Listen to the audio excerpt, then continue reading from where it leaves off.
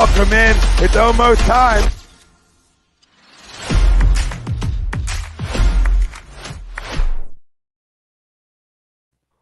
All right, welcome in, everybody. It's Monday night. We are the Sports Hounds, exclusively here on A2D Radio. Former Major Leaguer Doug Minkiewicz, Brad Ryer, I'm Rob Brinkman. We are streaming live on Facebook, YouTube, Twitter, Instagram. Miss anything here on A2D Radio. Downloads wherever you get your podcasts, Spreaker, Spotify, Google Play, iHeartRadio, iTunes. Make sure you turn those notifications on. Don't miss anything here as the trade deadline heats up. NFL's heating up. And it just keeps on rolling along here in the sports world. Keep it locked in right here at A2D Radio.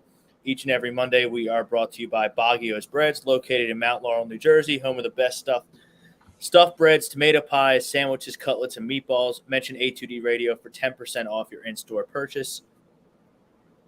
We're also brought to you by Philly Sports Trips, the Philadelphia 5for5 sports travel company, premium travel, and tailgating experience for the passionate fans of Philadelphia.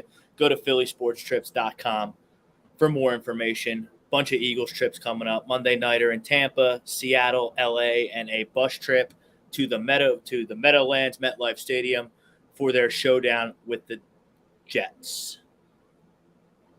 Got a lot to talk about tonight. Phillies have been giving me agita. They lose 2 or 3 from the Pirates. I think yesterday I thought I was watching a Little League game with the fundamentals and the managing. We'll talk about Rob Thomson. We'll talk about the trade deadline. We'll talk about all the other teams that are making moves because the Phillies and the Yankees, they're not doing anything. Got to give some props to Doug. He talked about Kike Hernandez last week. I think about 10 seconds after we went off the air, the Los Angeles Dodgers pounced on him, so he's now a Dodger. Doug pointed out how he can do a lot to help you win. Let's just dive right into it. Let's get to our poll question tonight. Our poll question is brought to you by Alan Foy of eXp Realty. Looking for a change in career brokerage? Contact Alan Foy of eXp Realty, 302-682-8820, or visit him, alan.foy@exprealty.com. Poll question tonight, Philly-based. You are confident in Rob Thomson as a manager? Guys, I don't understand Rob Thomson these days. I really don't. And he did a great job last year. Joe Girardi clearly lost his way. He got himself fired. Thomson came in. They go all the way to the World Series. Trey Turner comes in. There's no approach. There's no fundamentals to this team. I don't understand why Bryson Stott, Philly's second baseman, is hitting .310 versus lefties, and he sits every time they face a lefty. They need Bryson Stott in this lineup. He's one of the only pure hitters on the team, and you're sitting him for a guy like Josh Harrison. Now, the claims are yesterday, Christopher Sanchez had an upset stomach. He throws 73 pitches. He's got a no-hitter. He gets pulled from the game.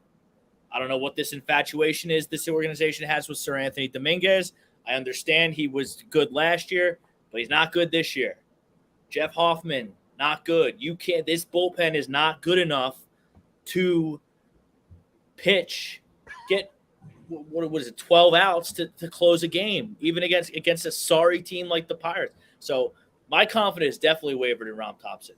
Now, I get it. Some people are going to defend Rob Thomson. They're going to say the big 5 that are making all the money, Trey Turner, Harper, Schwarber, Turner, and Realmuto have to hit, and they haven't at all. But, I just don't know. I just watched this team, and there's just no fundamentals. They don't run the bases. They can't get down a bunt when they have to.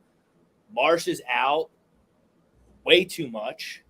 They have Jake Cave at first base, but I don't understand why Cody Clemens isn't up. The Derek Hall experiment failed. Jake Cave just had the sorriest at-bat I might have seen since yesterday. I shouldn't even say that, ever seen. I've said I've seen since yesterday. This guy, Everett Cabrera on the Marlins, he walks 5 straight guys, and he's up there just hacking away. There's runners in scoring position. They can't ever get him in. There's just too much talent. Look, I don't have any confidence that this team has the fundamentals, the baseball IQ to outlast the San Francisco Giants, the Miami Marlins, the Reds, the Brewers, whoever, over 162 games to get them to the postseason. And meanwhile, everyone's out there making moves, and Dave Dombrowski's sitting on his hands. He's got 24 hours to bring in some reinforcements to light a fire under someone's ass. Less than that now, Rob. Well, it's tomorrow at 6, right? Oh, it's at 6? I thought it was 3. It usually is at 3, but I don't know. It's at 6 this year. Pretty sure. Okay. But so I don't understand. Now they're about to get into the Marlins bullpen here. They've had runners on each and every inning, and they can't get them in. It's just boom, runs Harper to the plate, base running error. Harper's got to go home and gets tagged out. He did that twice this weekend. The Yankees did? No, Harper did that twice. Oh, the Yankees were making dumb plays on Friday night.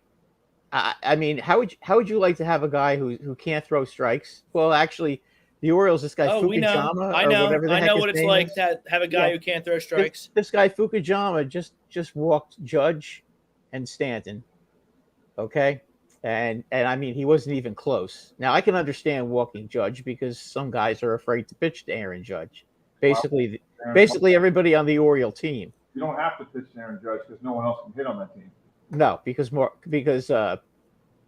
Anthony Rizzo sucks. But anyway, Okay. by the way, he struck out 5 times last night. So I don't even want. There's no way anybody. I've never had trick in my life. I've never struck out 3 times in a game. No, I said 5 times. Oh. Okay.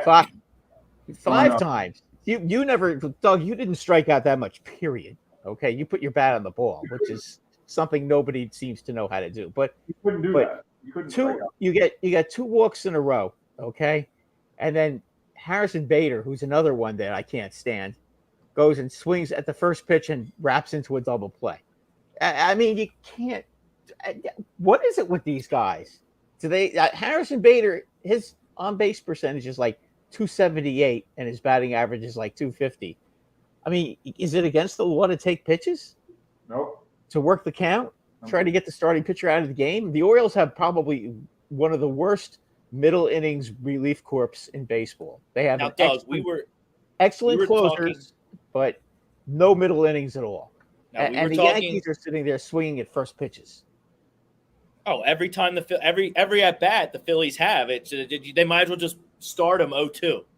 We used to do a drill when this has been going on for decades. Yeah. In baseball, decades. And what I mean by that is it's the player making money and the front office not being on the same page with winning games. And I mean that okay, so let's just take, for example, front offices don't they say they want to win, and I know they say they do, but they don't because they don't put winning players together. They go get the numbers, right? They go get whatever. And it goes back to it's like everybody what makes money necessarily doesn't win games. And that's the fight you have back and forth with players today. You can if I said, if the industry put a significant pay scale on guys who played the game the right way, and it's been going on for way before I played, they don't do it. And I always said guys for example, guys like me, nobody really wanted me from April to September, but everybody wanted me in October because I didn't make errors, and everybody in October is dangerous with the bat in their hand. You can get hot for 2 weeks, and you can run into a few balls and hit them out. I did it in postseasons, but they knew when the game was on the line, I wasn't going to throw to the wrong base. I wasn't going to make a base running blunder. I wasn't going to not be prepared. I wasn't going to give outs away with my bat or with my glove. That doesn't pay though. So what these players today, I don't fault them because the industry is allowing them to get away with all these rule changes are for one thing, to make the game easier. And there's a reason why there's only 23, the number of how many guys who played in the big leagues. It's really hard. And they don't want to take the time to learn the fundamentals because it's not preached from 6 years old on. It's about how hard I throw, how far I hit it, how hard I hit it. There's none of this emphasis on getting the guy over and all this team stuff. They don't play team sports anymore. So and it goes back to Rob, what you said. There's some front office guy that has to be in love with the reliever they keep bringing in. And every time they sit down and talk about the pregame meeting with the manager and the analytics department and the front office, whoever's there, they always say this is the matchup they want. And sometimes, and Topper seems like one of those guys. And there's a time when you get fed up with hearing this same name over and over again, right? So this is the behind the scenes stuff that, okay, you don't want to see every time the starter comes out, they want, or let's just say, for example, you guys, I listened to both of you talk about how the managers would take the guy out too soon. Well, here's another flip side to that. There could be the analytic department jamming some reliever down your throat for 3 or 4 months, right? This is the guy. This is the guy. This is the matchup. This is what the numbers say. And as a manager, like, okay, if you think that's the way it is, no matter what situation and how good my starter's doing, I'm going to take him out and put your guy in and see what happens. So you're proving a point with trying to win some street cred behind closed doors. Of like, look, I know what I'm doing. That's wrong. And at some point you get fed up as a manager. You're like, all right, man, here's your dude. How'd it work out? Good? How'd it work out? Bad. It's all right. I'll take the grenade for you in the media again, but you keep jamming this guy down my throat and he's not the right answer. So at some point you just get fed up with hearing about it all the time and you go the other way. Like, all right, man, here, you got it. Go ahead. Let's see how good it works out. And it doesn't work out. They don't go find, Geek Squad, Best Buy Johnny in his blue T-shirt. They go find the manager, and he's got to answer to the question. So that's the hard part going back to it. Now I go back to the Phillies. Okay, both of you guys have teams that have significant payrolls, right? You have stars on your team. What good is it going to do to bring in a Randall Grichuk to either team? At the end of the day, whose track record's better? You look at it this way. I understand some guys have bad years, and you might replace them with someone who the front office might like Bader last year. You needed a defensive center fielder. You got sick and tired of Hicks. Here you go. He caught lightning in a bottle, had a great postseason, and now you're stuck with him again because now he's going back to what he normally is, which is a bonehead, and he just runs into walls and makes really easier catches look hard. That's reality. So you go back and like, okay, the Phillies not making a move, and I know that's going to frustrate some people, but like that team, I promise you, doesn't want help. Like the one thing I saw from the outside looking in last year of the Phillies team was chemistry. Those guys loved going to battle with each other. Those guys, like, they loved it. Like, you can see through that. You can see, I mean, everybody has a good chemistry that makes it to the playoffs, and most winning teams have it. But you can tell those guys, like, they embrace the grind. Like, you take, and like that, Topper was new and he got the job and it wasn't Girardi. But like at the end of the day, like there's no help out there when your stars aren't playing like stars. You think benching one of them is not going to help anything. It's not, I mean, there's really nothing you can do. They have to perform. And that's, like Trey Turner, again, if he catches fire for 6 weeks, no one's going to say a word.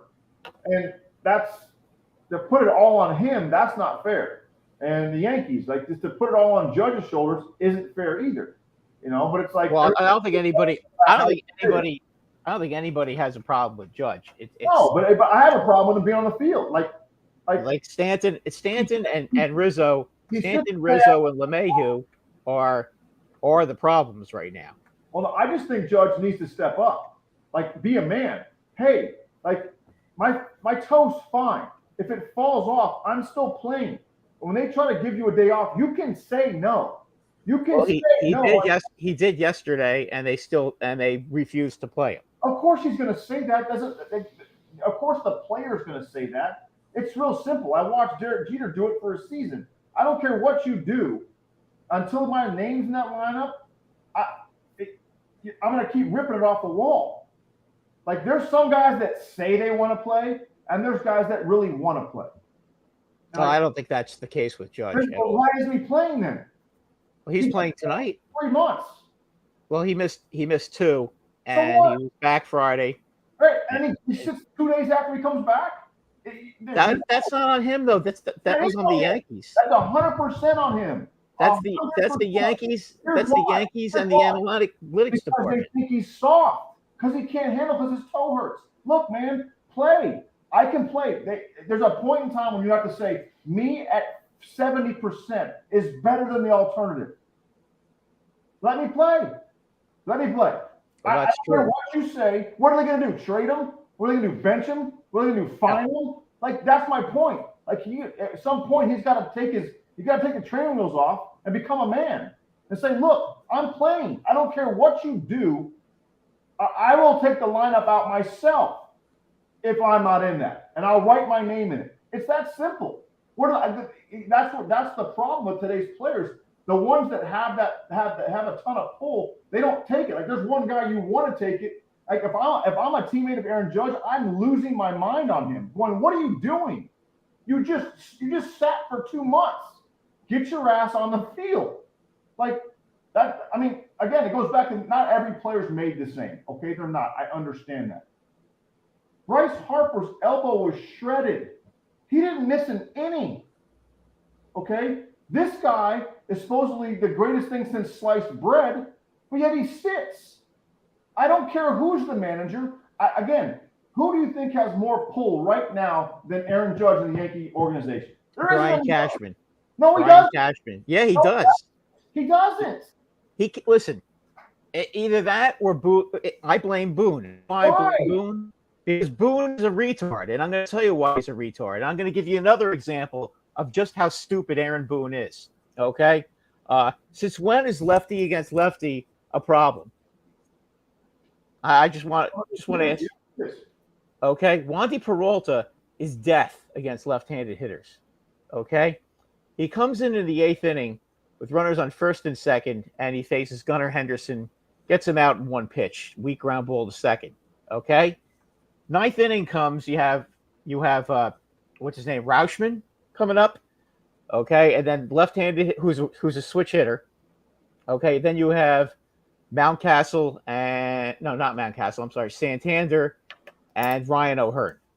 Okay, now left field in Baltimore, in case you haven't been updated, is now over 400 feet away, and believe me, it's far. The ball flies in Baltimore. Huh? The ball flies in Baltimore. Not to left field, it doesn't. It does. In Baltimore, it flies.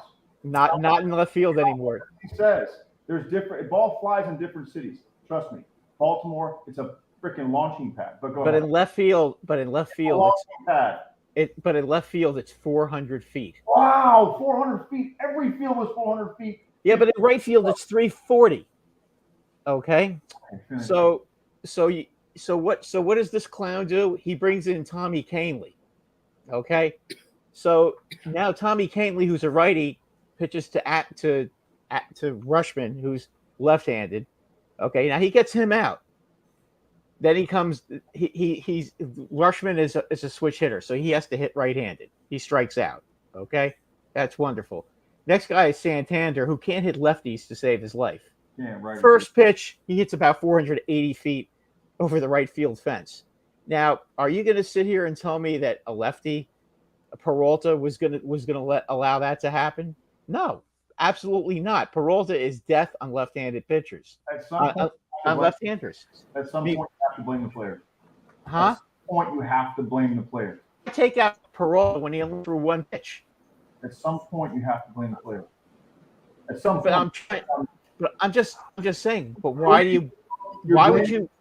For that means you're blaming Boone for sitting Aaron Judge. Yeah, I am blaming him because Boone told everybody Judge isn't playing more than 2 games this weekend. Right, we saw. Basically, he saw. Or he doesn't like to play. One of the two. Like another guy that got a contract doesn't want to play with a bad toe. He has more control than anybody in the entire organization right now. Okay, so you don't think the Phillies? Hang on, you don't think the Phillies tried to sit Bryce Harper last year? Probably. Guarantee they did. I would imagine. I would imagine that they probably didn't. And he said no. They needed him though. I'm not sitting. Because as a man, you can't look at your fellow teammate who's also banged up, who's going to the post every night, and they're going to tell me you can't DH. You're going to come back for 2 games and then sit. Stop it. I don't care who tells you. I don't care if George Steinbrenner rolled around his grave and came back and said, he might be seeing how bad they are. Today. He might be just seeing how bad the team is run. I mean, I'm sure Judge would have played if they let him. Last night. How bad they've been run? Yeah. The mistake they made was re-signing him. Because now they're stuck. That wasn't a mistake. The guy is one of the top 5 hitters in the game. I mean, and what has that gotten you? Nothing. He got hurt, unfortunately. He hurt his toe. He can only play 2 games back after sitting for 2 months.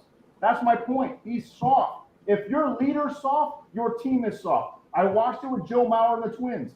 God bless, I love Joe Mauer, but he's not a rah-rah, hard-nosed guy. And he doesn't come across that way. And that's why those teams are soft. And that's why they don't win. When you look at Bryce Harper, does he look like he'd be soft or he'd be a brick shithouse? He's a brick shithouse. He's a pretty tough guy. He's tough as nails. Plays. And their team follows it. Yeah, the difference with Bryce Harper is that Bryce Harper is not at all hitting for power this year. It doesn't matter. He's still out there. Yeah, but what good is he doing? What good is he doing his team when he's not hitting home runs? You've been sitting here telling me for a month how, oh my gosh, Judge is gone and we can't win. And now Judge comes back and then you win a game and he sits. Well, unfortunately, you're telling me you'd rather have Jake Bowers at 100% than Aaron Judge at 50. No, because Aaron Judge's presence alone going to the plate changes things. But that's my point. He doesn't even think about it that way. Again, if he cared like he said he would, and they keep like flirting with the captain thing with him, which he's gonna have to show me that he wants to go to the post when he's a little nicked up and his little pinky toe sore. I'm sorry, Derek Jeter couldn't walk for months on end. Months. That dude never took an inning off, ever. No, I realize that, but again, I don't think you can blame Judge for the Yankees. For the Yankees, to blame. Huh? Because he wants Brian Cashman is the one to blame. You just said that. No, I just told you. Aaron Judge's contract will outlast Brian Cashman's. The way things are going, I don't know about that. This is why Yankee fans are impossible to chat with, because you're sitting here telling me you're blaming all of everybody else but the players, and now you're blaming. So you just admitted it that Bryce. I guarantee you they didn't want Bryce Harper playing last year. I don't know. I mean, I really don't have any. I really don't have any feel for the Phillies organization, to be honest with you. So I don't know what the facts are with him. I know that Judge was ready to play on Friday night, and he played, and they walked, and all the Orioles did all night was walk him. And then that hurt his toe, so he couldn't play the next night? He did play the next night. He hit a home run. Did he sit in the last since he's been back? Yeah, he's down on Sunday because they wouldn't let him play. What? They said they're going to save him to be a pinch hitter because they didn't want him to play 3 games in a row. Oh my! I don't know. Yeah. Oh my gosh! Don't play 3 games. But they do that. But Doug, they do that. They do that with everybody. Yeah, with average players. When the other guy's just as good, yes. I was coming back from injury and they had Jason Giambi or Andy Phillips, who was just as good as I was, would say Giambi was way better than I was, but Andy Phillips, hey, okay, we're gonna let Andy play. Well, okay, but like if it was if we had Derek or the backup infielder would you rather have Derek Jeter at 50% play short or Wilson Betterman play for a day? I want Derek Jeter there every day. I want Aaron Judge out there every day too. Your team is dying on the vine. Dying. They're in last place. Repeat that. Last place. Oh, I agree with you. I'm talking to you about it from Aaron Judge's perspective. You watched it. For 2 months, they're god-awful without you.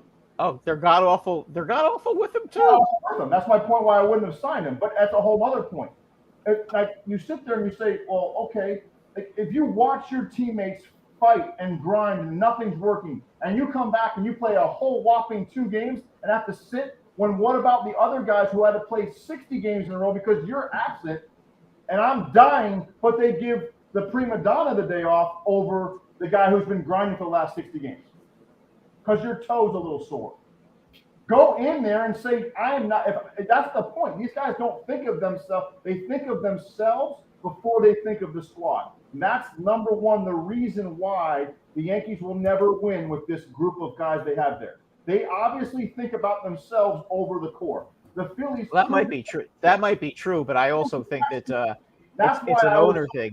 About, like, getting, if the Phillies are going to make a move, it'd be Kiki only, because he's a team guy all through and through. He makes your team better. He makes them loose. He grinds. He gives you tough at bats. He can click one over the fence. He can dive for a ball in the gap.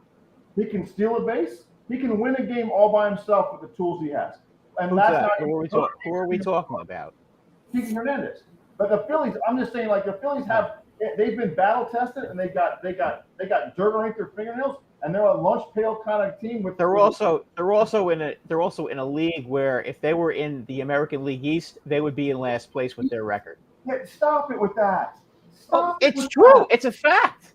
Look at the record. Look at the record. Stop it. The Yankees. The Yankees. You know the Yankees. Who do you fear in the Red Sox lineup? Huh? One. Who do you feel? Cassius? Give me a break. No, Devers. East is not the only team that has talent, in my opinion, right now are the Blue Jays and the Orioles. That's it. The Rays are pretty good too. What happened? Where are they now? They're in second place. They're floundering. Floundering. Well, they didn't flounder against Houston. They just won 3 out of 4 against Houston. I'm talking about teams that finish things. Like the Rays. Well, they're allowed. The league allows them to do whatever they want to do, legally and illegally. We've already. Okay, but I'm just saying you can't sit here and tell me the Rays don't have star players. That's not true. What do you call Wander Franco? I think he's pretty darn good. He got benched already for acting like a hot dog. Well, yeah, he does that. So does a Rosarina, but you take both of them on your team, right? I don't think I would take either one of them because I don't want that style. I don't want my left fielder to hold the ball and lob it in to watch the Orioles run around to go first to third on their face. I don't want that. No, I don't. But that's the product you've allowed with that type of atmosphere. And trust me, they love them right now, but when all of a sudden they start to make money, what are they going to do? Get rid of them, and you're never going to hear from them again. Wander Franco's there forever, okay? Great player, don't get me wrong. But I don't want someone who's 22 years old already making it out of the Harlem Globetrotters when we haven't finished anything yet. When you win 2 World Series, you can do whatever you want. Until then, no. That's the difference. And they let these kids get away with bloody murder, and this is what you get. Oh no, I don't disagree with you about that, Doug.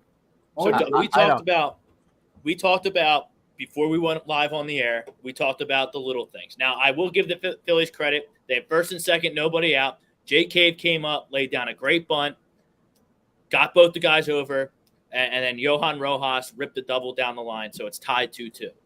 That's what I want to see. That's how you win. Too. And another thing, trust me, I love that style of baseball because that's how you win in October. Okay, but here's the thing too: it's like a lot of people want to lay the bunt down, right? But you have to think what's coming up behind him, right? Do I want to take the bat out of so-and-so's hand? Do I like this matchup? The guy behind him, I'll bunt him up for you, but I don't know about that one, right? So like there's some stuff in there that just to lay a bunt down doesn't really help. I mean, would you bunt guys up first and second with Joey Gallo coming up? No. But they're more like Gallo than they are Tony Gwynn now more than ever. So, I mean, they did it for the 9-hitter. Who doesn't have a track record in this league, and then it would have been if he failed, then it would have been the top of the order. Schwarber, it's Bohm tonight in the 2-hole. Harper, I think Romuto's 4. I wouldn't be afraid of Schwarber with runners on second and third because I know I could strike him out.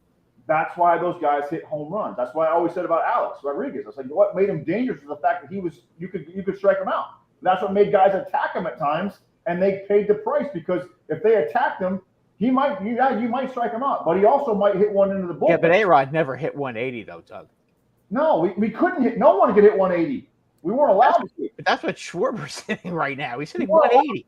That's my point. That's what Yeah. happens when you remove baseball people from the actual sport of baseball, which is so mind-blowing. Name another profession where you have absolutely no background in it that you survive in a job.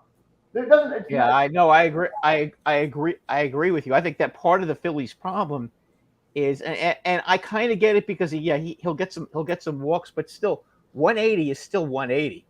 but Okay, when you're hitting 180, it means you're not hitting the ball enough. But it goes back to track record, though. Like Schwarber's track record has to weigh something, and there's no other option. When you're making the money he's making, there's no other option.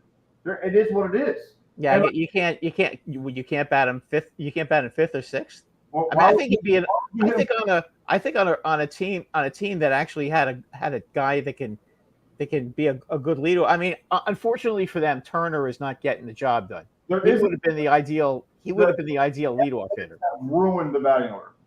Huh? They've ruined the batting order.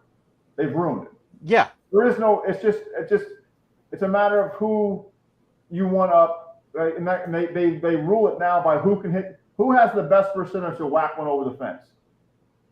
Yeah. No. I got you. But you know what? I mean, you have is Bryson Stott leading off today, Rob? No, Schwarber. Schwarber's leading off. Okay. Look, Schwarber's leads off. Like I think number one, I think Topper looks at last year, and they went to the World Series with Schwarber as your primary leadoff hitter. So obviously, I think Schwarber likes hitting leadoff, which Doug, you mentioned you've hit leadoff in your career and you hated it.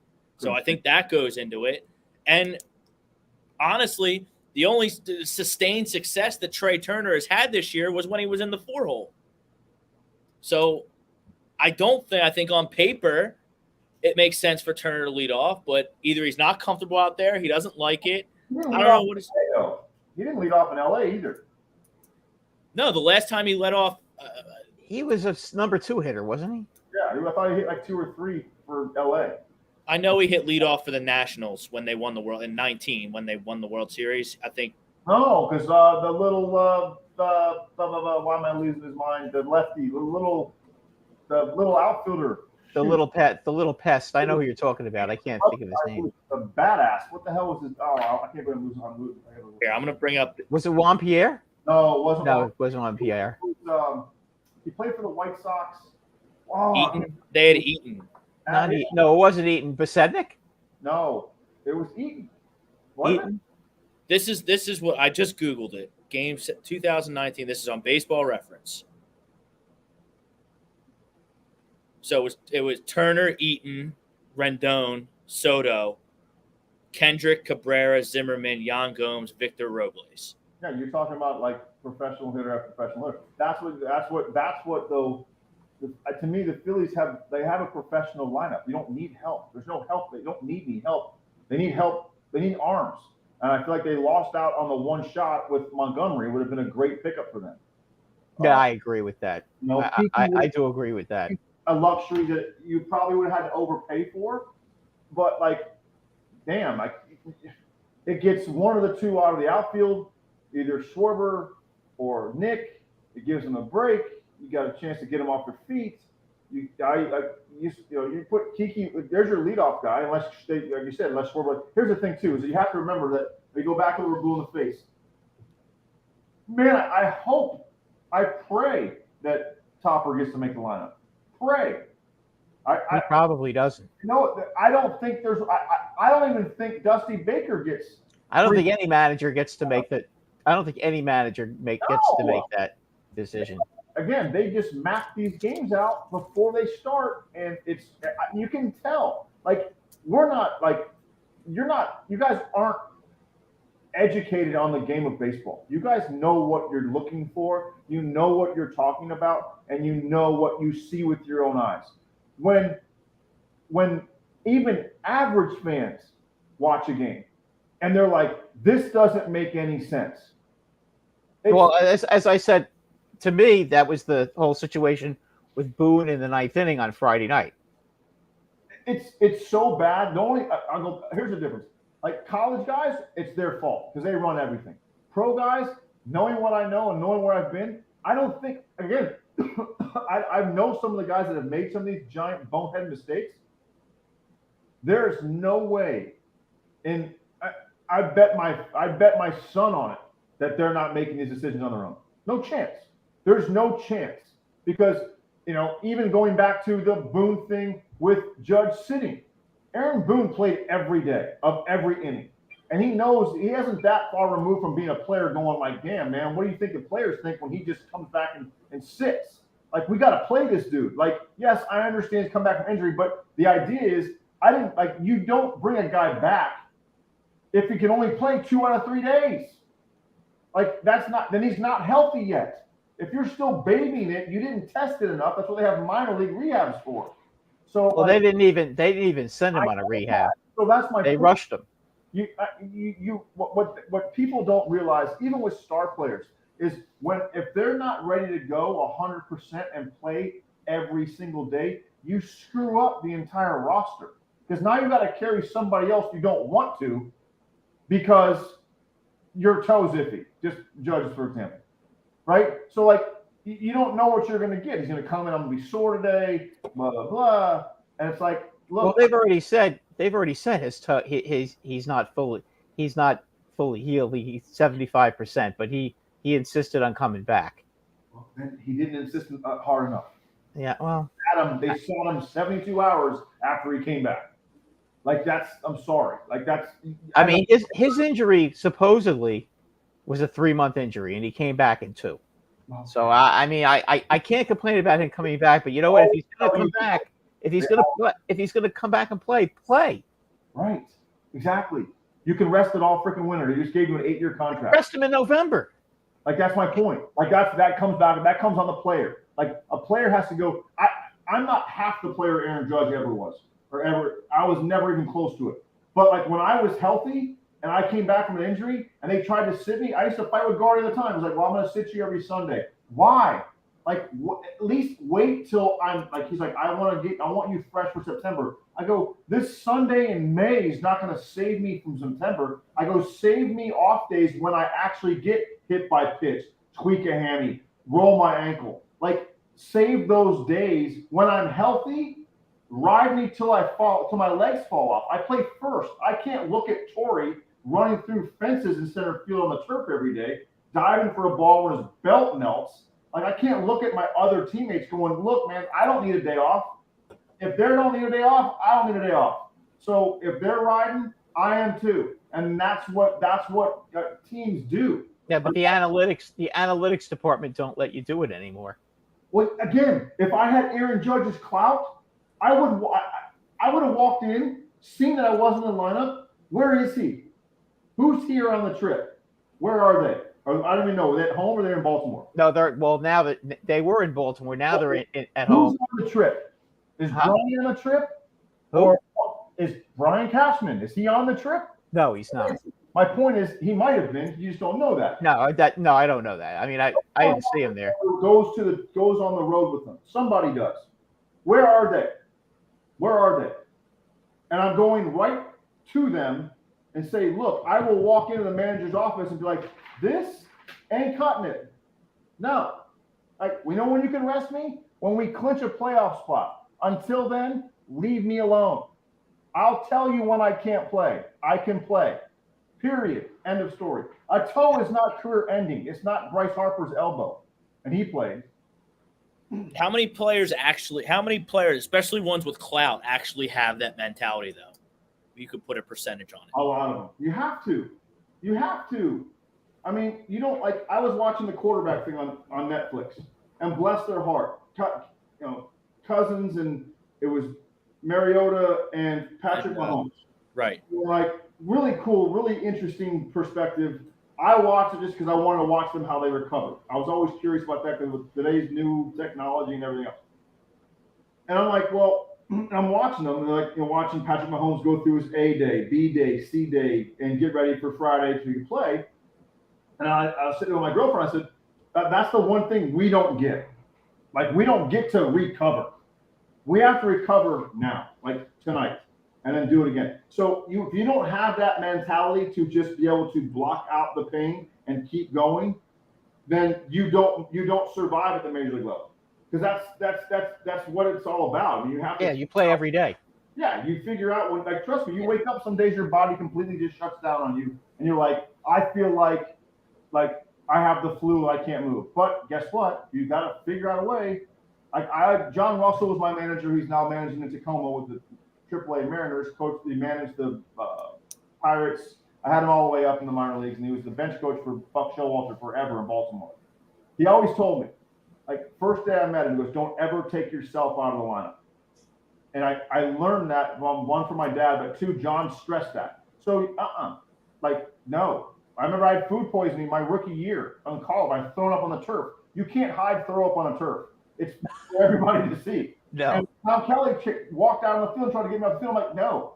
Like, yeah, I threw up. I feel like death, but I'm good now. I can get to where we get 3 outs to get me off the field. And I was adamant about it. I was like, no, I walked to the hospital with my cleats on to get IVs. And like, but that's just the way, the mentality you have to have that. Otherwise, all these guys have it. They can't make it. You won't make it that level if you don't have that. We talked before the show about how the analytics is overwhelming. We talk about it every week.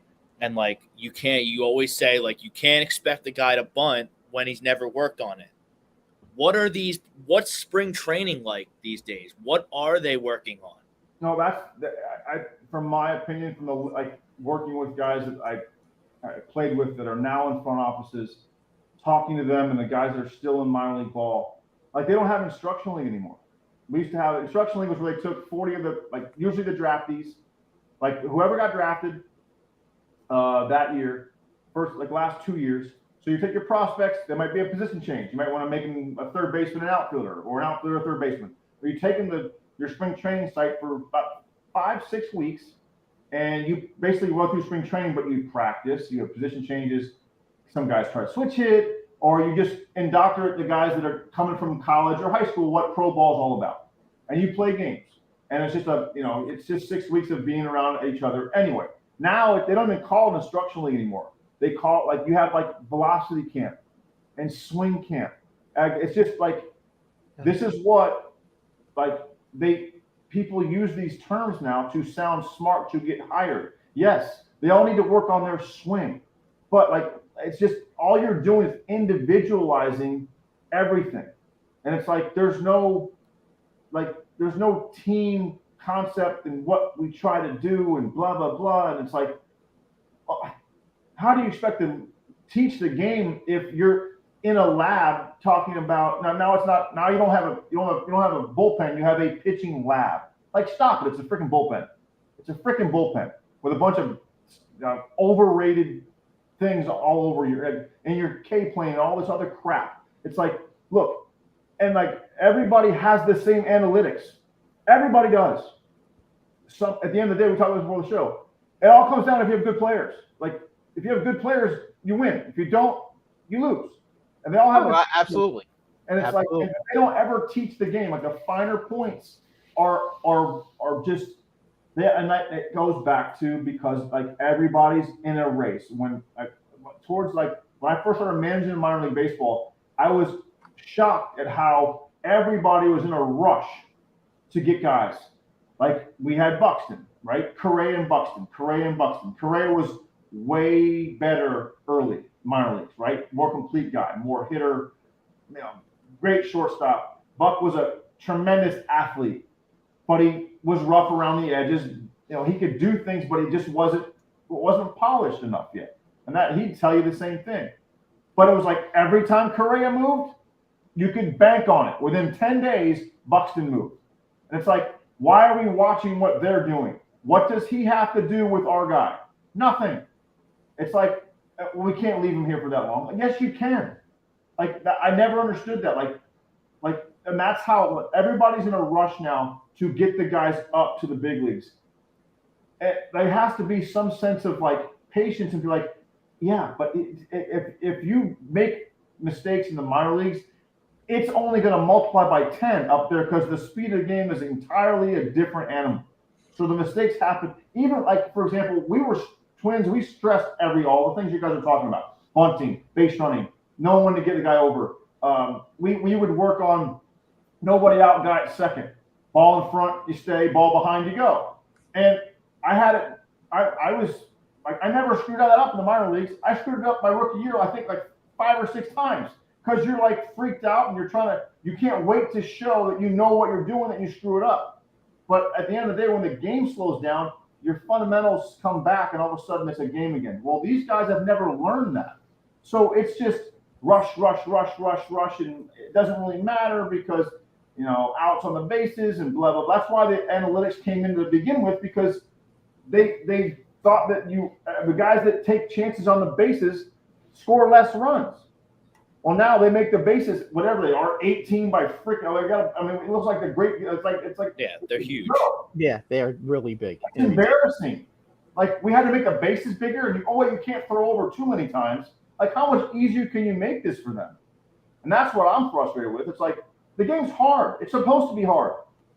Like, why? Like, if we stop telling these kids that, outs on the bases are the devil, we'll let them be. It's like, this is what it goes back to. The worst thing you wanted to hear as a player was, everybody had that coach that was like, we want you to be aggressive. We want you to make your mistakes aggressive. You'll never hear me complain. As soon as you make a mistake on the bases, he's the first coach that's airing you out for making a mistake. No, there's a difference. And you want them you have to have freedom to fail. If you have freedom to fail, your mistakes become less. Well, but there also has to be discipline to where if the mistakes continue and you keep making the same one, there has to be repercussions. And it's time to go. Well, now it's like, I feel like they're more patient at the major league level than they've ever been, where guys can continually screw up. There's nothing wrong with sending the guy down to send a message. That's the one thing I finally agree with. I couldn't believe it took, when they sat Franco from the Rays, I was like, how long, with the second he flipped the ball to himself, come here, son. Sit down. What are you doing? What is that? Great play. Don't ever do it again. Ever. As long as I'm managing, don't ever do that again. And that's not taking the showman out of it. It's just, hey, I respect the guy pitching enough to not make a mistake behind him. Like, okay. You know what I'm saying? Like, everybody talks about let the kids have fun. Well, play the game the right way. It'll be fun. It'll be fun as hell. Like, striking out 40 times a game is not fun. You are correct. It's no fun. So, like, that's why they celebrate so much when they hit home runs now, because they're shocked they make contact. So, like, woo! Like, oh my gosh, I didn't punch out for the 100th time in a row. But again, I fault MLB. I fault front offices. It's not a coincidence that the Rangers have more ex-players in their front office than any other team, and their GM is an ex-pitcher who pitched a long time in the big leagues. Young, yeah. Chris Young. It's Chris Young, right? Chris Young. It's not a coincidence that he's hit on every free agent signing he's brought in, and the trades he makes are smart.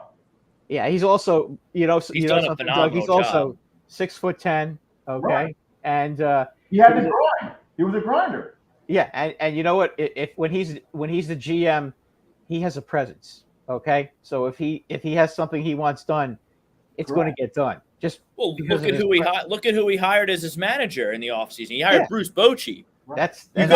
I challenge anybody, any analytics nerd, to go to Bruce Bochy and tell him how to fill out his lineup. No disrespect to Chris Woodward. I play with Chris. Tremendous baseball knowledge guy.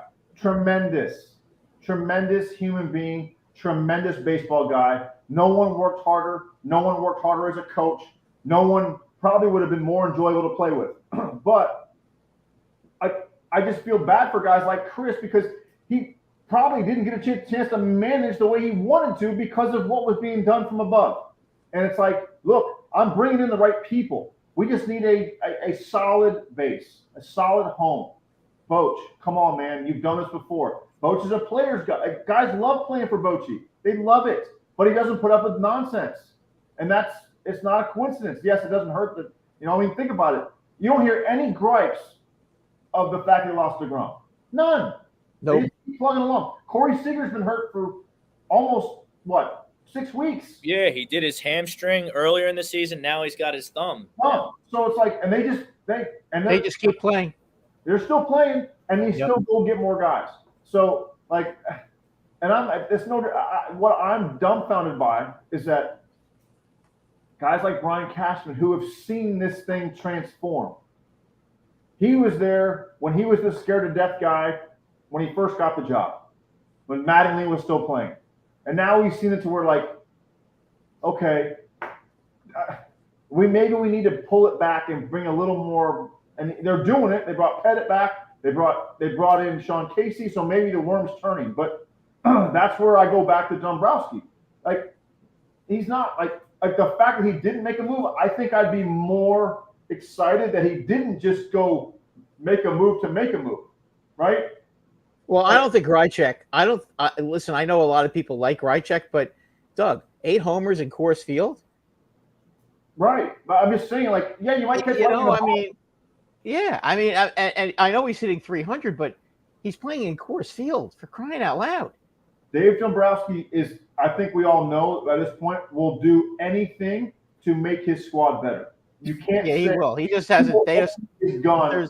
There's obviously not the right guys out there for him. So, like, when it almost speaks more volumes when he doesn't make a move than when he does, because you know that if and who's to say they're not still laying in the weeds. Okay, let me ask you, and we've talked about this guy before. Okay, I think off the air probably more than on the air, but Jeimer Candelario. Okay, and I thought he would have been a perfect fit for the Yankees. He ends up going to Chicago. I mean, do you think he can handle Chicago? He was drafted by them. Okay. He came up in their system. Yeah. So he has familiar faces.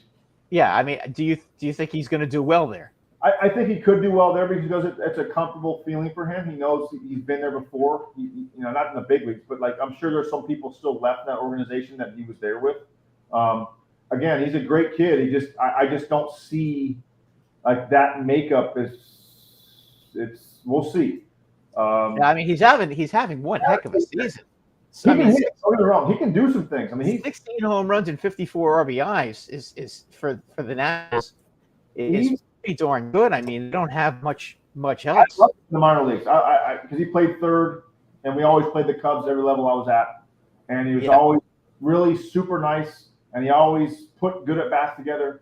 And maybe I'm hoping this is the kind of thing that he figures out, and he just rolls and he keeps going because it took him a while to put it together in Detroit. And I know they were frustrated because he was up and down a lot, but they sent him down to me for 6 weeks in AAA. So working with him every day and trying to get him back to where he was, it's a grind. I know it was hard, but hopefully he goes to Chicago and he can relax and he can put those same numbers up there. Well, if he does, that would be huge for that team. Hottest team in the National League outside of Atlanta. Yeah, they've been 8-2 in their last 10. They're climbing right back into this wild card race. They're climbing right back into the Central race. It all boils down. They're not selling. I just don't know. The bottom line is, I said, every fan is entitled to their opinion a million times over. Don't get me wrong, because I do the same thing in other sports. But like baseball, more than anything else, like it's really hard to point fingers at one guy now. You could do that in the 70s and 80s. You knew the decisions were the managers. There's not many Tom Kellys left. There aren't any. Bochy and Baker might be the only two guys that really truly have a legit say in what goes on. Everybody else, man, I just don't see. Again, like these guys are smart to get these jobs. There's only 30, whatever, 2 of them in the world. So they're not easy to get. They're harder to keep. But it's frustrating because I know the baseball minds that are either still in minor league ball or have been moved out of baseball because of this whole analytic regime. And there's a ton of guys who I know could do a better manager's job than what I'd say 70% of the major league managers have jobs right now, without question, without a doubt. But because because like I said, like I have some ex-teammates that are managers that there's no way playing with them who ever thought he'd be good at this. No chance. All right, let's get to some comments here. Ryan Swoop, in reference to the poll question, he disagrees to the poll. Thomson was very open to suggesting advice as the interim last year because he was nervous about not being the full-time manager. Now he's the full-time manager. He's very stubborn and stuck in his own ways, not open to suggestions. But your contention, Doug, is that Rob Thomson does not make the Phillies lineup.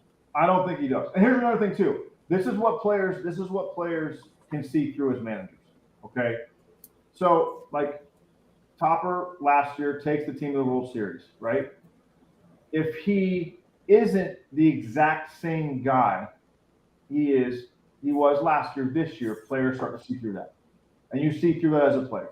So it's a tough combination. It's a tough go. I mean, trust me, like Terry Francona's loved in Boston because like as a player on the 04 team, when we just got beat 3 games in a row and got drubbed 19-8, I'm thinking if there's ever a chance you switch the lineup, it's now, right? I mean, like these guys can't do any worse. But looking back, like as a guy who wasn't in the starting lineup, I was like, damn, maybe I get my shot tonight. Like, here we go. And I'm like looking back at it, going, well, if he changes the lineup like that, like some guys might honor his panic. Some might say he's giving up. It's like he stuck with what he was doing because he believed in us and he believed in the lineup we had and he believed in the structure in which they brought it together. And they're going to stick through it through hell or high water.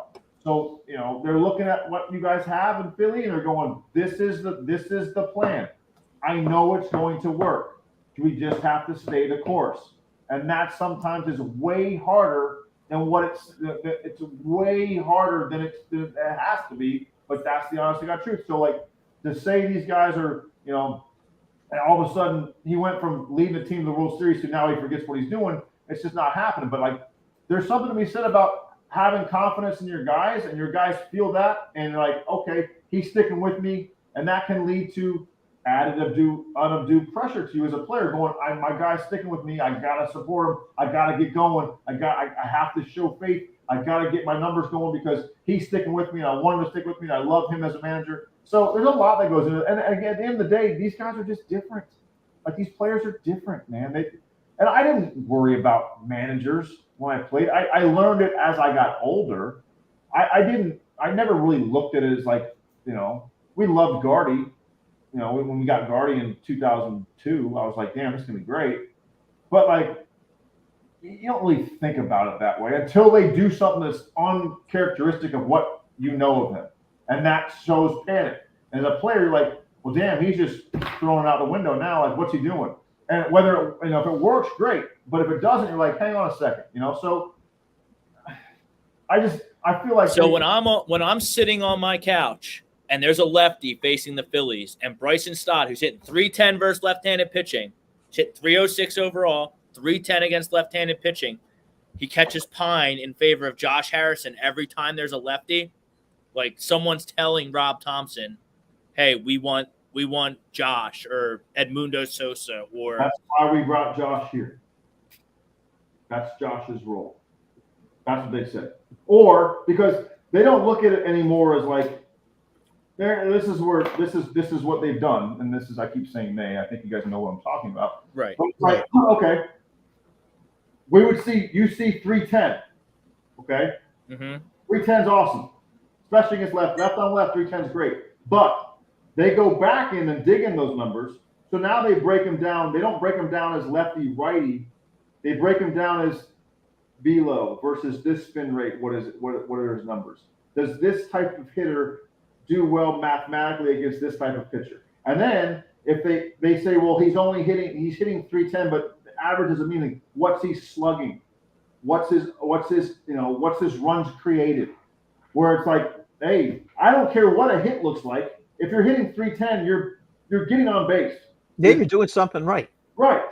So like you don't have Stott to slug. You have other guys to do that. So like that's where they dig into these numbers so bad. Again, you can look at 10 statistics you're good at. You can look at 10 statistics you're bad at. And at the end of the day, your numbers don't change. They're still the same thing. So the days of, I mean, I know they used to have it even back when I played. They'd have how hard you'd have your career average against somebody, your last 10, and how many balls were hit hard. Because, I mean, we used to joke about it even back then. Like, man, I'm 0 for 10, but I've hit 8 rockets off them, and I never get to play against them. Well, then I'd have a guy I was 8 for 10 against and going, I can't stand facing this guy. I hate it. I got 7 bloops and a broken bat over the first baseman's head. I don't want to face this, but I'm 8 for 10. So there's again, it's all about who is jamming the numbers down whose throat and why these things happen. And again, you have to justify why we brought Josh Harrison here, for example. And there's a reason why this. Is it Rojas or Sosa? Which one is the backup? Which one's the backup infielder for you guys? Rojas. Rojas is the outfielder, right? The Phillies. Yeah. Sorry, what? I was reading comments. What did you say? Who's the backup infielder besides Harrison? Edmundo Sosa. He kind of plays everywhere. The reason why he's a backup because they don't think he can play every day. So you're trying to find matchups for that guy to get going. So it's not so much. There's a lot of stuff that goes into it. But like Sosa was playing every day before Harper entered the mix at first base. It was Bohm at first. For the most part, it was Bohm at first, Sosa at third. Okay. So and Sosa, I mean, he's not the MVP of the league, but he can give you 3 solid at-bats a game. And he does. He's a contact guy. He's a speed guy. He does a little bit of everything. He's a great fielder. That right there, what you just said, doesn't show up on a number sheet. It doesn't show up on he gives you 3 good at bats. They have quality at bats, but they don't look at that. They've disengaged the average. They've just tried to wipe out what your eyes tell you. That's the bottom line. They've tried to just completely banish guys who can watch a game with their own eyes and go, oh, that's different. But no, we've got launch angle and spin rate and vertical rise and vertical spin and all this stuff. And all that stuff, trust me, all that stuff is fantastic. But at the end of the day, I still have yet to see a number that can show you what's inside to make a guy better. Is your team better? Is your team better? Better than what? Last year? Just saying, okay, but I mean, when that's one thing I went to was and my pitchers did, when I was bouncing around from team to team, I had Roger Clemens walk into Joe Torre's office and say, I'm not pitching unless Doug plays first. And I only played with Roger for 4 months, 1 month because I was hurt. I didn't come back till September. And Roger were playing a game with the Yankees against the Red Sox, and it was Sunday night game, and we're down to the crunch time in September, and he walked into Joe's office and said, I'm not playing unless Doug plays first. And I remember I knew I was playing because Rocket came to me and was like, hey, you got it, and post up for me. And I'm I always will. And it meant the world to me. And that stuff, I used to keep records, how they do it for catchers. Why don't they do it for everybody else? Your bench guys, what's your record when you play? And keep track of you start to see the underlying numbers when they're that blatantly obvious. Here, you see this? That's where I'm trying to get to, where these guys that do the little things right, like this guy you're talking about does a little thing right. Stott does a little things right. You need those guys. You need wedge breakers. You can't have stars everywhere. You need the guys that are going to blow up the kickoff team, right? You need the guy to go down there and blow up the wedge so you guys can make tackles. And trust me. And if there's no one knows that more than Topper, because he is that guy. He is that guy as a coach. He ran through everything and shoveled all kinds of stuff. He's not going to be hard-headed. He's not going to think he knows everything after a half a year of success. Doug, we hear a lot of people say Schwarber only leads off once, but he also gets the most at bats. You want your best all-around high average contact hitters getting the most at bats. Stott should be leading off and Bohm hitting second to get the most at bats. I 100% agree with Ryan on those two should be the top two in the order. That's the old school way. That's the old school way of. I guess what I'm getting to, Topper did his interview after the game yesterday, and they asked him about the lineup and why Stott was down and why Schwarber's leading off and why he took Sanchez out in the 5th inning with a no-hitter. And he said, I want to get the guys that Ryan here is talking about. He wants them at the end of the lineup to turn it over, so it can turn the lineup over, and then the bashers hit those guys in. We'll see that sounds ass backwards to me. I want to do it like Ryan said. That's aggressive. That's like what Ryan is saying is that's the way lineup construction used to be. Now you look at it as, yeah, you want your best guy, on base guy to lead off, right? Well, guess what? Well, now they look at it as the more times we get Schwarber to the plate, the more home runs he's going to hit, right? We give him more at bats, he has more of a better chance to hit balls over the fence. And that's, I promise you, that someone somewhere along the way in the last 3 to 5 years, and it's probably happened in the last 2 or 3, where they've told him, you wrapping a single to left field is not helping us. We want you to try to reach the seats every time you go up there. And I mean, guys don't go from, like, he chased the high fastball in the minor leagues, but like he commanded the strike zone as a minor league hitter. And I know the minor leagues aren't the big leagues, but there's been years where he commanded, his postseason at bats, you can tell he's engaged. He's 100% locked in, right? And that makes sense to me because I would rather have him get the extra at bat personally. But here's the thing: lineup construction goes back to: do you really want someone taking a chance to steal second base with Bryce Harper coming up, with Bryce Harper at the plate? Because any team that's worth a damn, if he makes it to second, they're not going to pitch to him.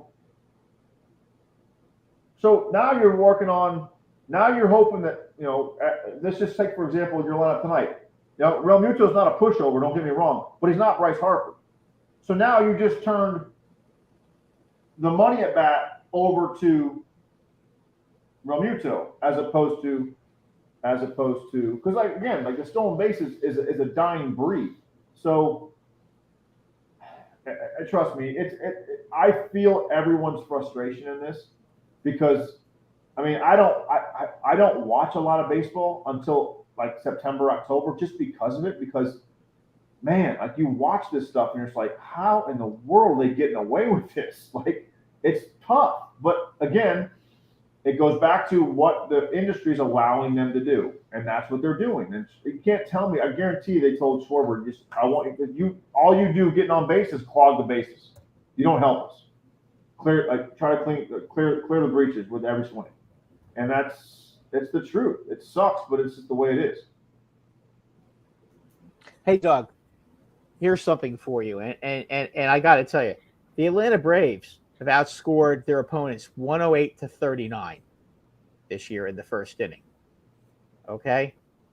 And they have Acuna leading off. Okay? Mm-hmm. And he's obviously the best hitter. Albies bats second.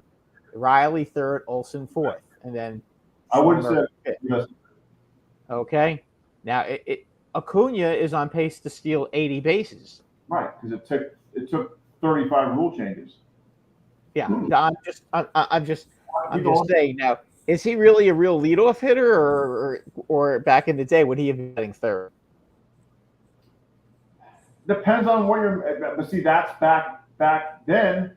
Your manager kind of had an ideal situation, right? Where like he's the best leadoff hitter they've got. They don't have another one. They don't have anybody close because he can steal a base and he can hit it over the fence.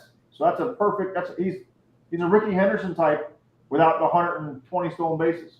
Well, he also hits 311. He's hitting 311 this year.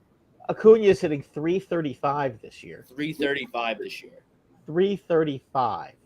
333. 333. Nobody would be bitching about Kyle Schwarber in the leadoff spot if he was hitting 335. But also he can run. Well, he can run. Schwarber can't run. Schwarber can't run. Correct. Yeah. I mean, right. He's what good? I think he's in double digits. He's been in double digits this year. No, Kyle Schwarber's not gonna steal you 80 bases. That's just not gonna happen. But if he hit 335, no one's bitching about him in the leadoff spot. Absolutely not. I'm curious to see what Acuna does in the playoffs. Yeah, he's going to have to do that. But I mean, you look at their lineup, okay, the way it's constructed. I mean, Acuna bats first, Albie second, Riley third, Olsen fourth, Murphy fifth, Ozuna. then you go to Rosario, Arcia, and then Harris. Right. Okay. You give the 9-hole hitter a $70 million contract. You're not gonna do that. Yeah, I mean, but I mean, obviously they have the best lineup in baseball right now. I think we can safely say that.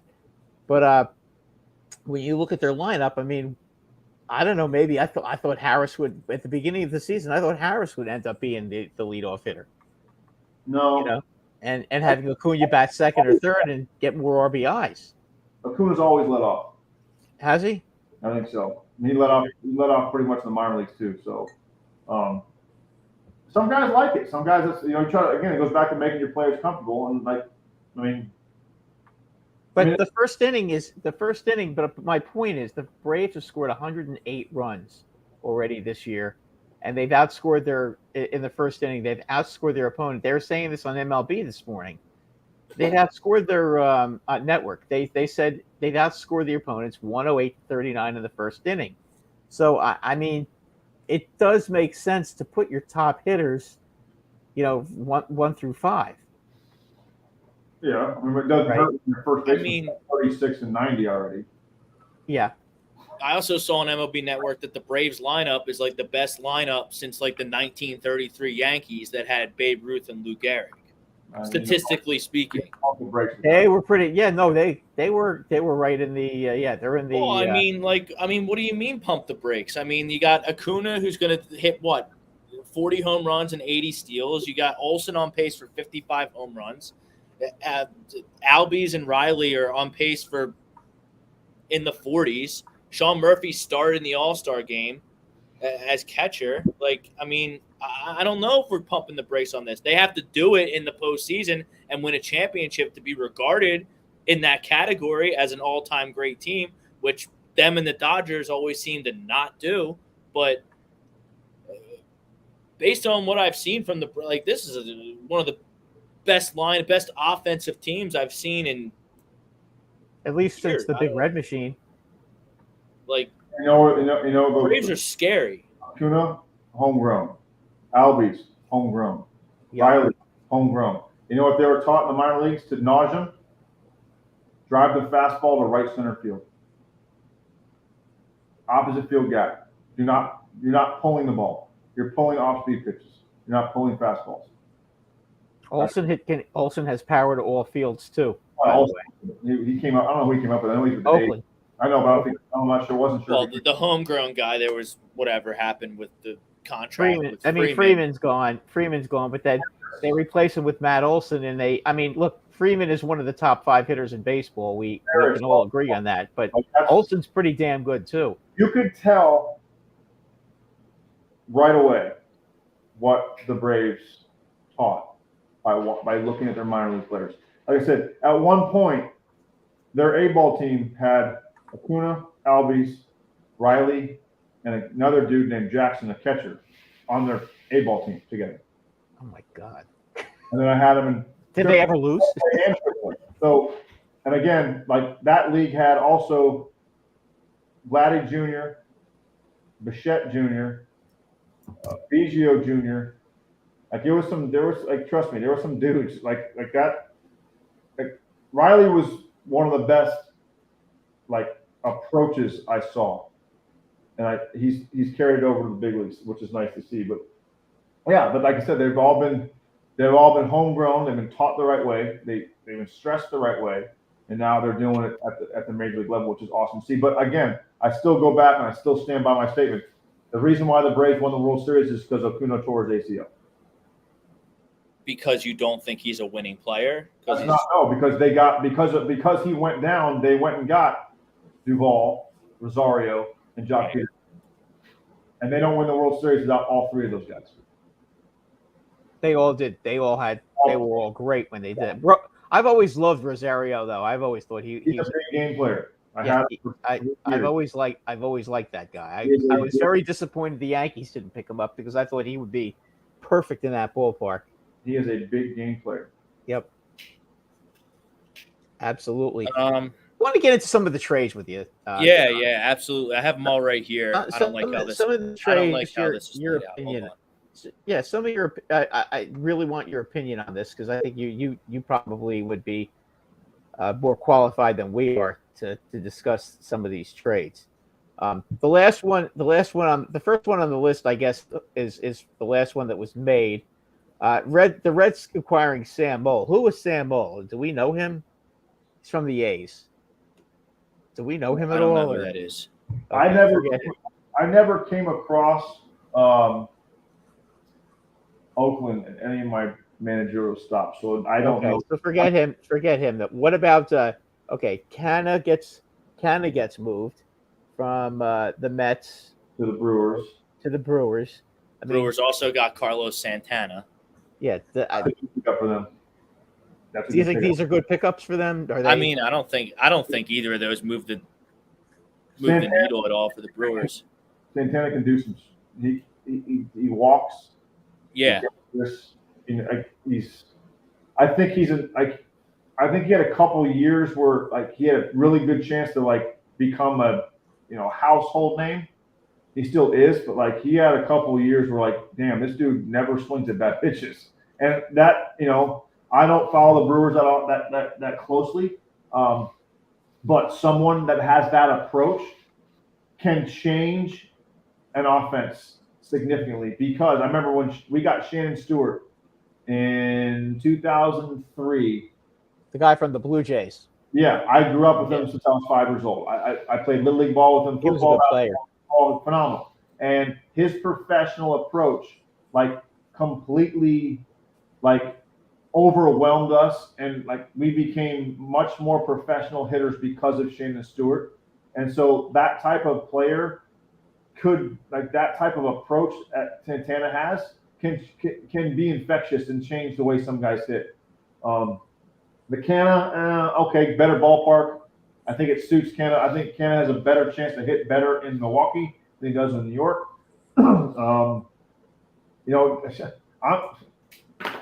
Better question is Verlander go back to Houston? Or the Dodgers? Well, the Mets are discussing him with the Dodgers and Houston. Who do you think the odds are? Who has a better farm system? I think he wants he wants to go back to Houston. Yeah. He wants back. I trust me. I was from this before the Rangers got Montgomery. I was talking to AJ Brzezinski, and I talked to my girlfriend at the same time. I was like, they're not done. I go, I wouldn't be shocked if they tried to pull off the other one too. And you talking Scherzer, Verlander, DeGrom if he comes back next year with that offense. So you think Texas might be in on Verlander too? I before they got Montgomery, I was like, they're not done yet. Well, they have Scherzer too. Yeah, I know. I'm just saying. Yeah. I don't see them. I don't see them doing that this year. But I mean, before they got Montgomery, I was like, I wasn't like they're not done yet. And they got Montgomery, like, okay, that might be their final one. But here's the thing I think about is there it goes back to franchises are different. Texas hasn't been in the playoffs in how long, right? That changes things. So hey, you have a chance. We just spent whatever they spent on Simeon and Seager, and you pin your ears back and take your shot now, right? That's different than you have to. Right, what Dombrowski's doing this year, right? Just went to the World Series. Maybe they're not feeling it. It's on you guys. Tolos Garcia also is playing out of his mind this season too. Maybe our system isn't quite where I want it to be enough to withstand, taking 3 or 4 of our guys out of it.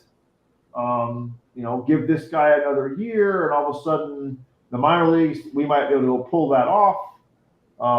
There's a lot that goes into it, but like I said, there's a couple of them on here. I love the Jordan Montgomery trade. I thought the Yankees were crazy not to go get him. Crazy. He already pitched there before. Thought he did fairly well there. Sneaky well there, I thought. I'll tell you why. Because Hal doesn't want to take on any more money. Because Hal is getting cheap again. Well, because cheap, you have Stanton, Rizzo, Judge. He's not getting cheap. He can't. I mean, there's a reason why you have a 20-year-old shortstop. But they also picked up $25 million a year for the next 10 years to wear that stupid patch on their jerseys, the insurance patch Okay, on the but side of their jerseys. So come on, the money's coming in. you still have the luxury tax that no one wants to pay. It's never going to go away.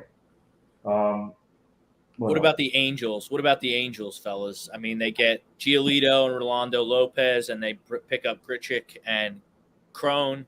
I think Crone's a sneaky pickup. He can hit. I talked about him in spring training when Hoskins went down for the Phillies. I said I would trade for C.J. Crone tomorrow. Is there any chance that Hoskins comes back this year? They're saying like maybe he can be a pinch hitter later in the season. That's what goes back. Think back to Schwarber. Right. That's exactly what they're. Yeah. And Schwarber DH, and it was a freaking animal. Well, if you can pinch hit, why can't you DH? You can. What's the difference? It's just a matter I guess he can. I don't know, but they said he's still having pain when he's running, and I don't know. It's possible, but I wasn't sure. Sound likely. I wasn't sure if he tore it in the beginning of spring training or towards the end. It was early. Well, Brad picked him in our fantasy draft, and he tore his ACL the next day, and it's been downhill for Brad ever since. Oh, jeez. It's my. What was it's that? always my fault. My whole team got injured. My whole team got injured. No, it's this not year. your fault. I'm just saying that. I don't know. I think I had stuff going because I think we did the fantasy draft early. Too early. We did. I feel like it was towards like the beginning. I like the Jordan Hicks to the Blue Jays. Oh, that was a great trade for the Blue Jays. Jordan Hicks, I thought their GM I played Little League Baseball with, Ross Atkins, went to Japan together, 11 years old. Little meaningless on the shitter trivia for you right there in the bathroom stall. Ross Atkins and I were teammates at 11 years old and went to Japan on Team USA. I think that's a great pickup for the Blue Jays. Jordan Hicks, he throws hard. He's a righty. They got a couple of their high leverage guys are on the DL. I thought that would have been they just lost. They just lost what's his name, Romano, I think, and that's their closer. He threw 1 billion in A-ball. Oh my gosh, Romano threw 1,000 miles an hour in A-ball. I think he led the league in saves, and he got hurt, so that's obviously where that went. I thought that was a good deal for them. Yeah, I'm more shocked that like the Orioles didn't do anything. I can tell you what's going on with that because I was down there this weekend. They have a lot of guys in the minor leagues, Doug, that they want to bring up. That they think they have one guy in particular by the name of Holiday. Now I've never seen him play. I don't know who he is, but Jackson Holiday. He's Matt Holiday's kid. Okay. Wait till you see the other brother. Okay, well, this guy Holiday is supposed to be all that in a bag of chips, and he can really hit. His younger brother, it's even better. He can really hit this kid, and they're thinking that when they bring him up, that could be the big move, and they're trying to save their money for next year. You don't have. Why don't they go? Why if the Orioles went out and got a guy like Verlander? Not that would happen, but if they went out and got a guy like Verlander with the rest of that team that they have, they just seem to be. They're really good. Right, but that's my thing. They don't have. To me, they have again these teams like the Rays and the Orioles who've picked in the top 3 for the last 18 years. They should have good players by now. And exactly, and they do. I mean, how much more do you want before you go get a horse? Like that's that. See, there's a difference in my opinion. Yeah, your minor league is stocked, great. You have position players, great. They got pitchers too. They have a lot of guys. Right, but who do you match up? If you go into game 1 and you got to match zeros with a Verlander, Scherzer. You have Dean Kramer, who's not proven that he can do right. that. That's my point. Yeah. Like now you bump those guys to 2, 3, 4, 3, 4. Different. Yeah, they need. Well, that's what they. I mean, I keep thinking that I see this stuff with Verlander.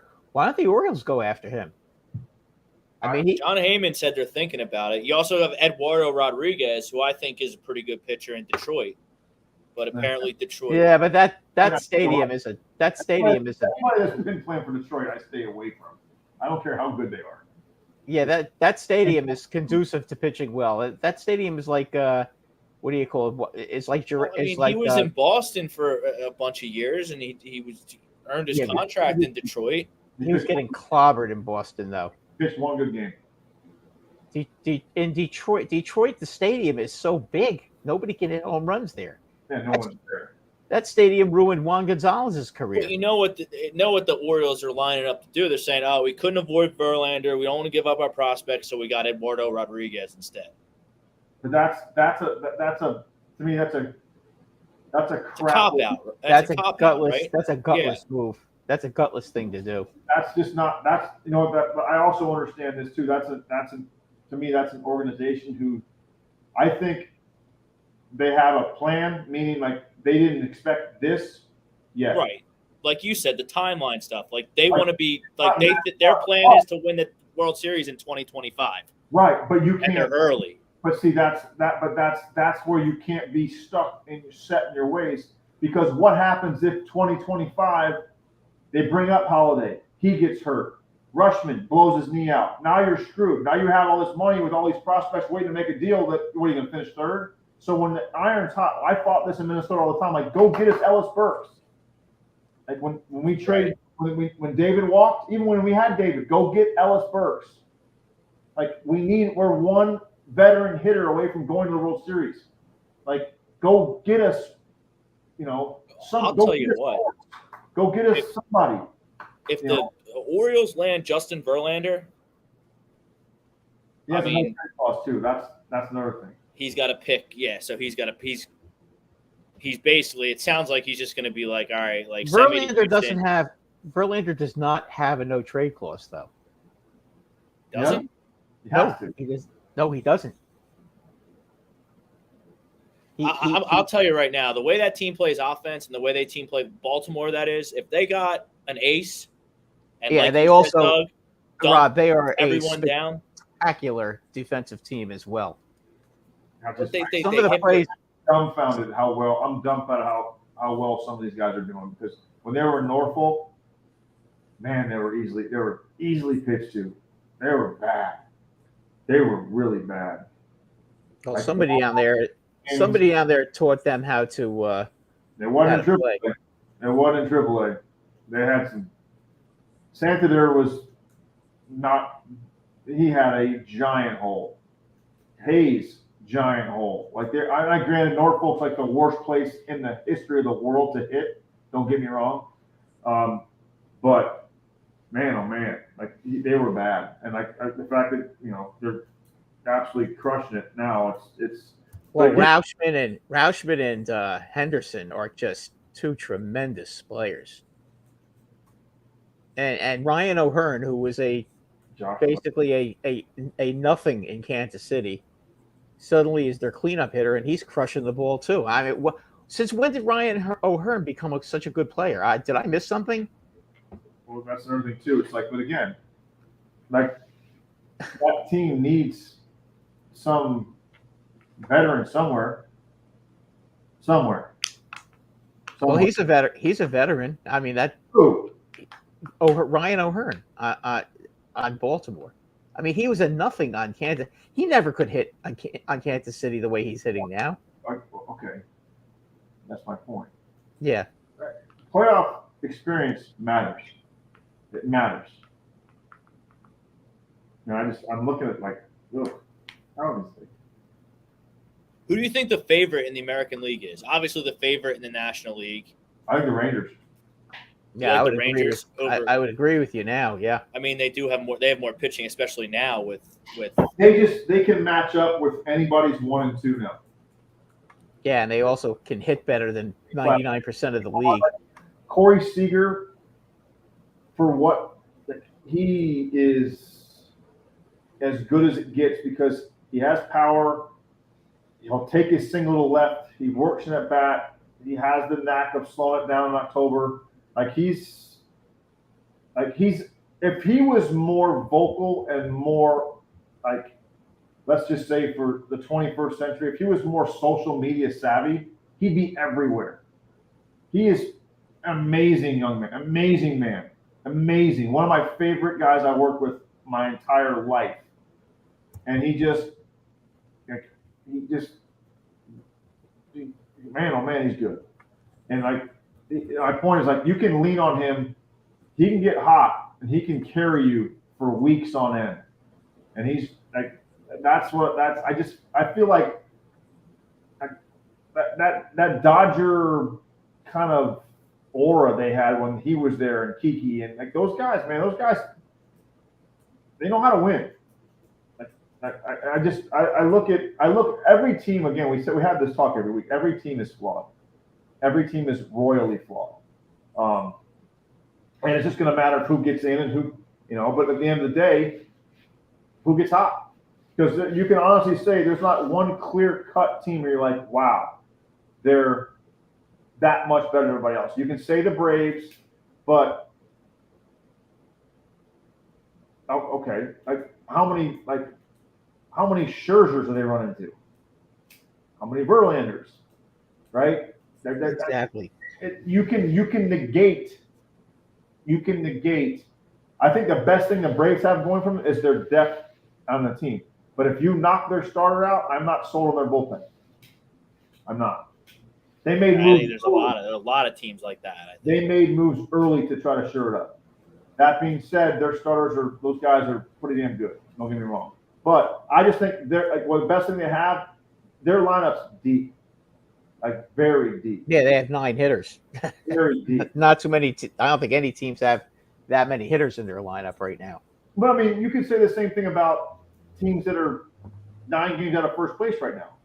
I mean, you're never going to get 9 guys hot in the lineup. It never happens, right? But if you get 4, you can get 3. You get 3 guys going in your lineup at one time with, who are we talking about? You're talking Braves. Legitimately have a shot to win the whole thing. As of right now. Like that, not if they're not even in right now. So you're talking Braves, Phils. I'll give you the Yankees if they get hot. Rays. We got the Dodgers. Are we talking about teams that are good? Dodgers. Yeah, but can the Dodgers win with 3 rookies in their pitching rotation? We'll see.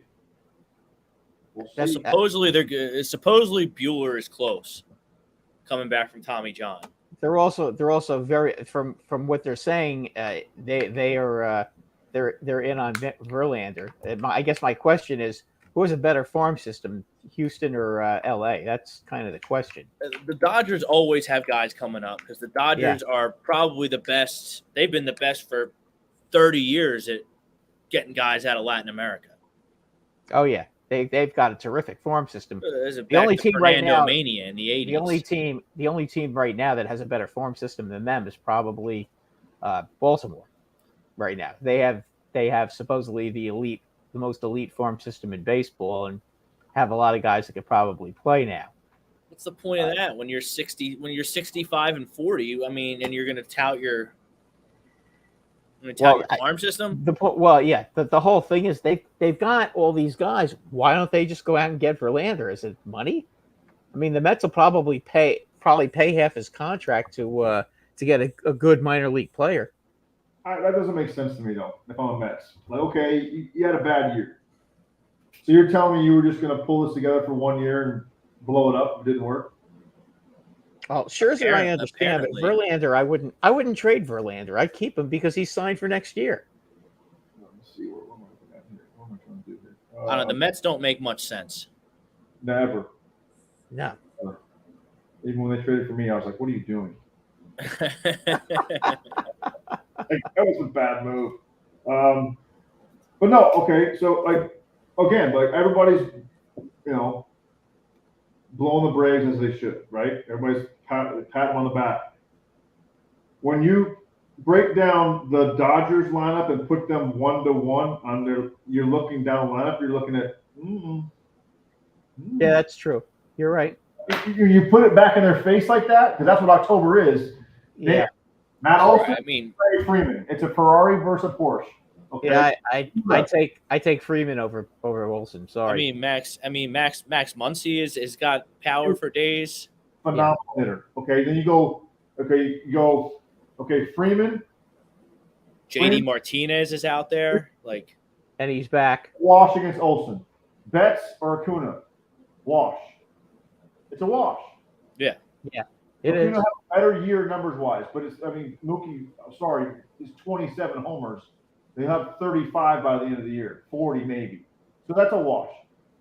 DH. Yeah, and Mookie also has more playoff experience. JD Martinez. I'll take JD Martinez. So Will Smith, you put all you want on Murphy. Will Smith is that dude can flat out play.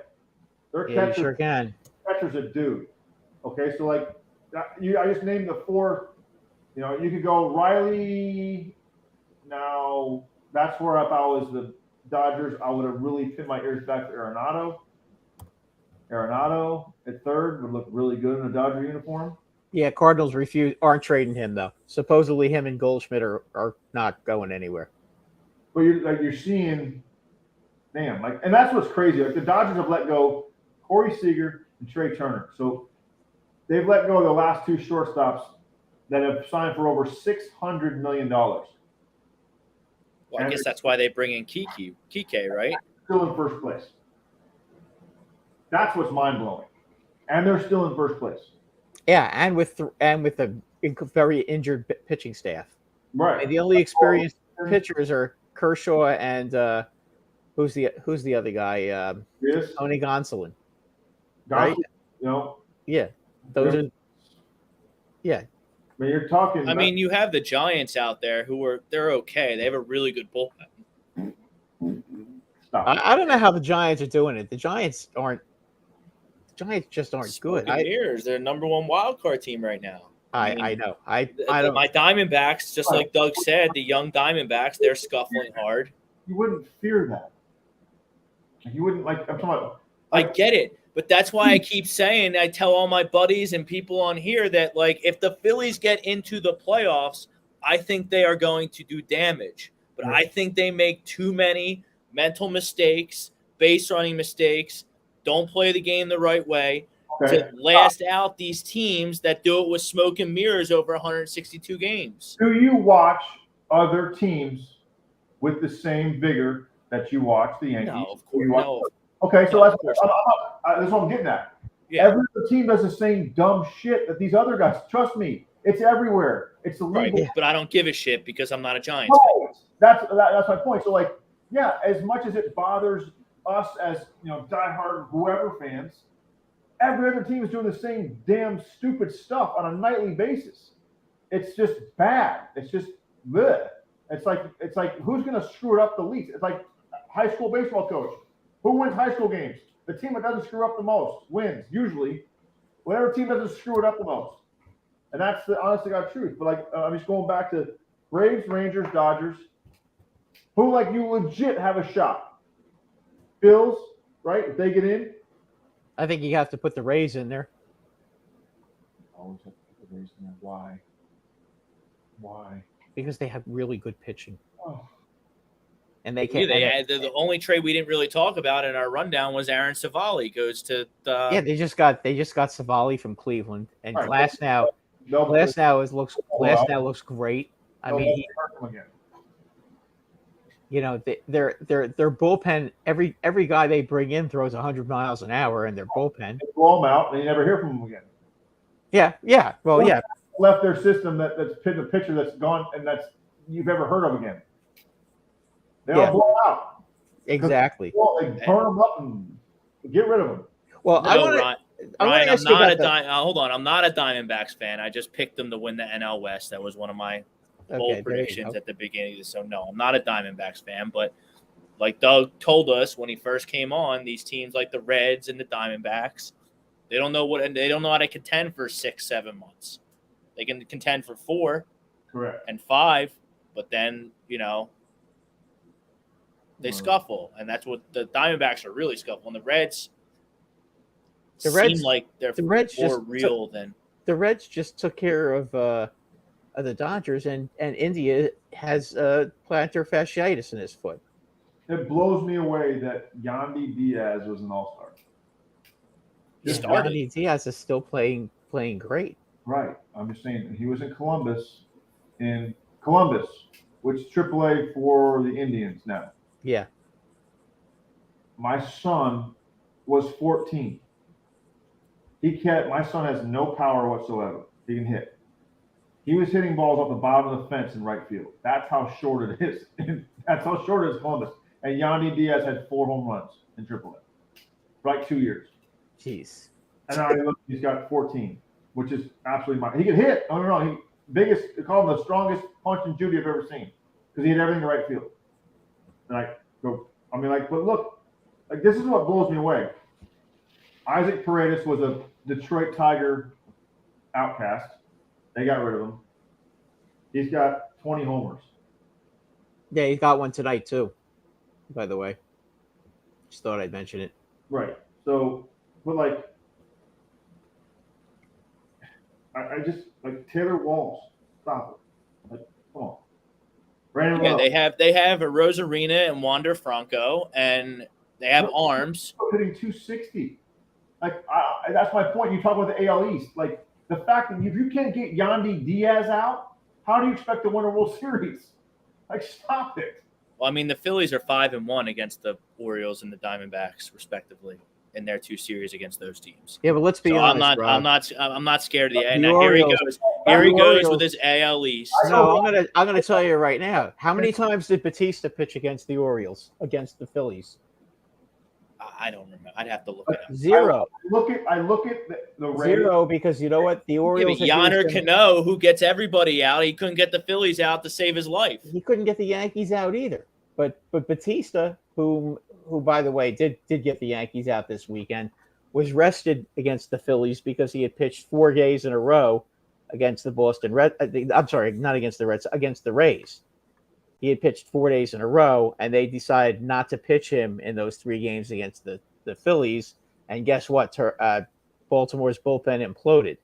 Had he been pitching, you probably wouldn't have won 2 out of 3. You would have won 1 out of 3 probably. We swept Tampa. Yeah. Like, how is that? Like again, that's a Astros cast off. Like, and you talk about the AL East, I'm like, They're all cast-offs on that team, except for Rosarina, who I think would play anywhere, and Wander Franco, who I think would play anywhere. But Brandon Lowe is a pretty good player too, Rob. Well, but he hasn't been healthy. But he's just now healthy healthy, now, and he's starting to rake.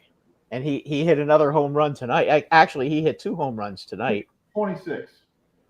Huh? He's hitting 226. Well, he was hitting 180 for a while, but he was playing with a bad back. He's been playing for a bad back for 3 years now. He hit 30 home runs with a bad back last year. Yeah, no, I know. You talk about the AL East, I'm just like, I'm dumbfounded because I watched those Oriole guys play and they weren't very good in the minor leagues. And now like they're just magically figuring out the big leagues. Like, They have a team with the team with the best record in the league in first place, and their last place team is 5 games over 500.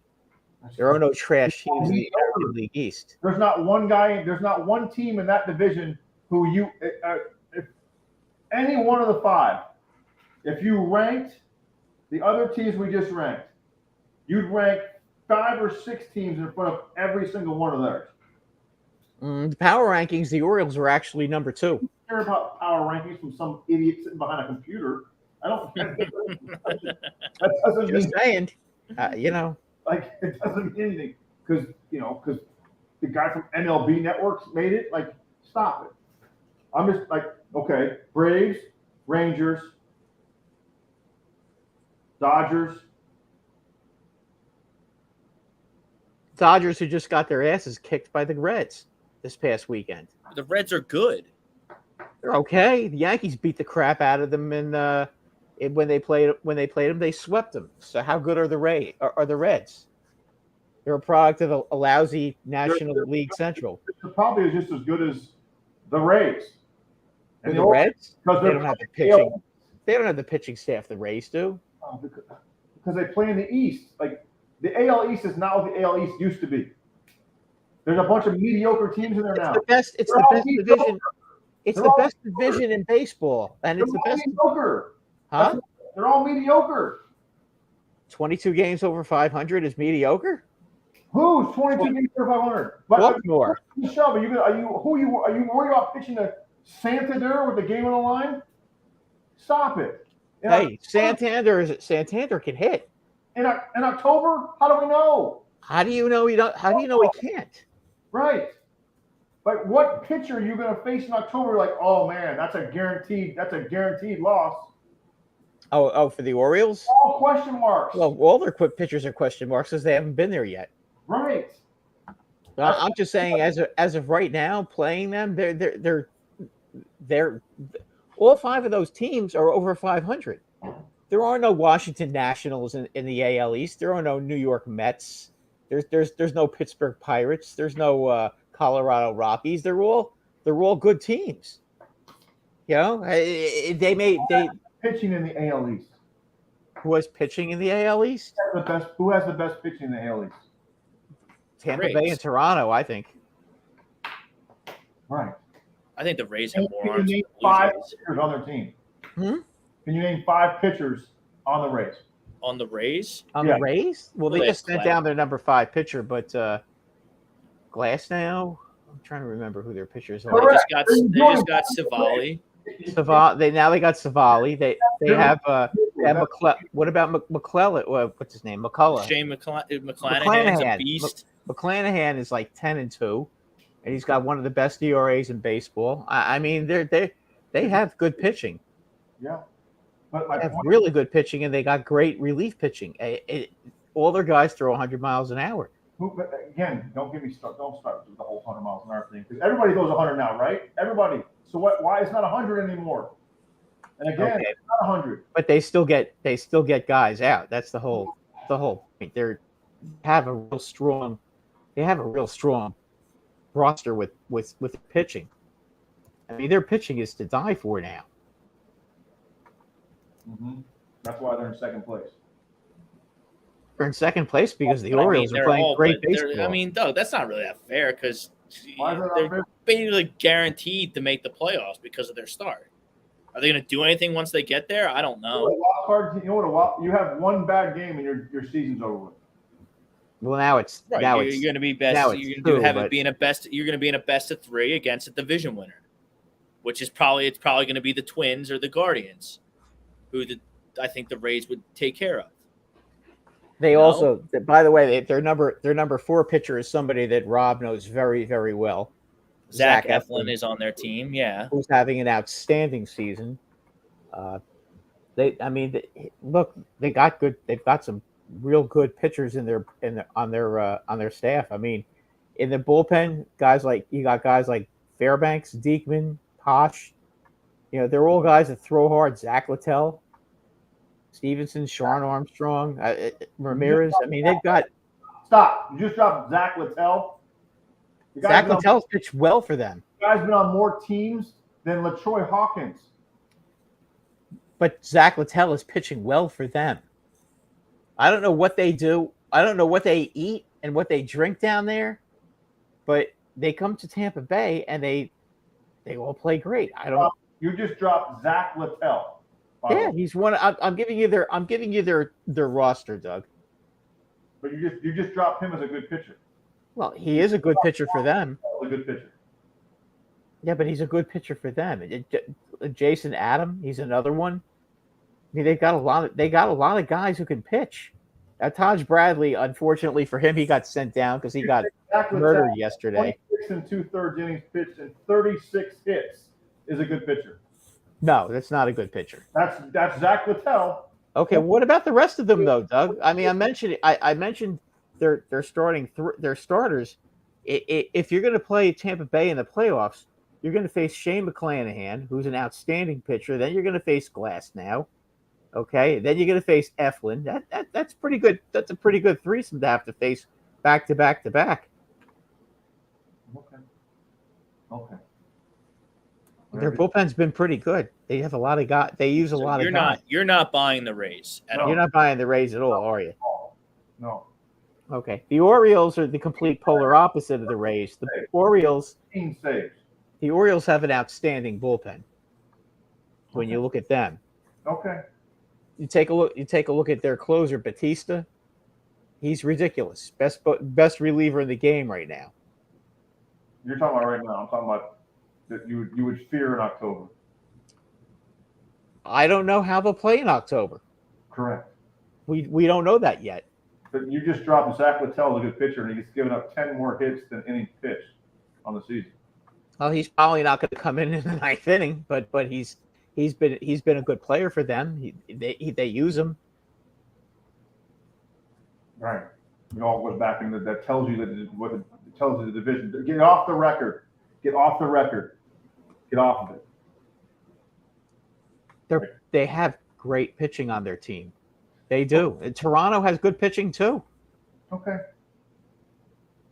Oh, let's go. You want to go through Toronto's roster? I'll bring it up. Be sure. Okay. Blue Jays. So you're emphasizing track record and experience in the postseason. Yeah. Well, that would be the Houston Astros if you're going to go there. So then the Astros are going to win the World Series again. They run out of gas because they run out of bullets, and they got to throw their bullpen 30 innings out of the 33 innings they play in the playoffs, and then by the end of the time they get blown up. Well, I mean, they might get Verlander. The Rays? No. No, not I the thought we were Rays. talking about Houston now. No. Well, Houston like I was talking about the Blue Jays. The Blue Jays roster. They're pitching. right. The Astros are in there because the Astros, like, that's my point. Like, there's no one from the East I would pick over Houston, Atlanta, Texas, Dodgers. So sounds like you're like a Texas, Atlanta guy right now if you had to pick in the World Series? Well, they should be the betting favorites right now. I don't believe it. I don't believe in the Braves. I don't. So you like the Dodgers more than the Braves? Mm-hmm. Mm-hmm. Yep. Okay. I don't believe in either of them. I think that they've been good for 10. They're good every 10. I think there's five. I think there's five good teams, and they're all going to be happy they made the playoffs, and they're going to do absolutely nothing in October. Nothing. There's not one team in the East that's going to come out and make any noise at all. They might win. Doesn't mean they don't win a series because someone's got to play the Twins or the Cleveland or whatever. That's a waste of a playoff spot. Just like the National League Central, it's a waste of a freaking playoff spot. It is. I mean,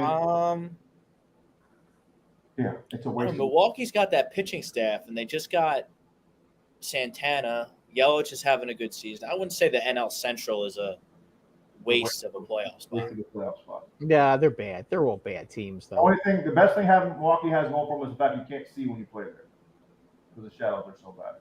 That's the only thing. They have the best home field advantage because you can't see shit when the player there. I just don't see anybody in the AL East being worth a damn. Like, they're all good. They're not great. They're not great. They're not different. Until someone beats Houston, like, he's right. Until someone beats Houston, you got to put them in it. But again, I think Houston definitely needs Verlander if they're going to win a championship. To me, I think they're a pitcher short right now. It's hard to repeat. I know it is, but it's also I also just think that losing Verlander, they don't have Lance McCullers to lean on either because he's gone for the season. Pitch everything. Huh? The Phillies, how good that was. How that guy did last year. Which guy? McCullers. Wasn't he the one that tipped everything from Houston? Yeah. Well, they're pitching. I forget because they did a combined no-hitter in the World Series against the Phillies as well. That was Christian Javier.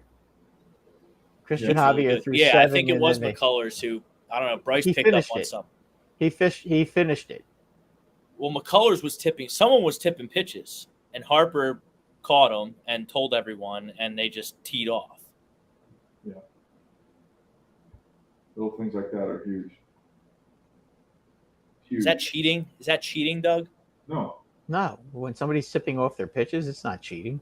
I called it when I told who the hell when what's his face Glass now did an A-ball, did the same thing in the playoffs. I told their manager an A-ball. I'm like, that's You might want to fix that. Well, right now the Astros are leaning on they're leaning on what's his name, the big lefty. What's it, Francisco? What's it, Valdez? Framber Valdez, Javier, and Hunter Brown. Those are the big. That's their big three right now. So, well, Hunter Brown, I know I'm gonna bring up a fantasy. Like, he's pretty inconsistent. He throws some gems sometimes, but he goes the other way too. Well, that's what I'm saying. But that's what I'm saying. Young. Really, and Javier has a good record, but he hasn't really pitched all that well this year.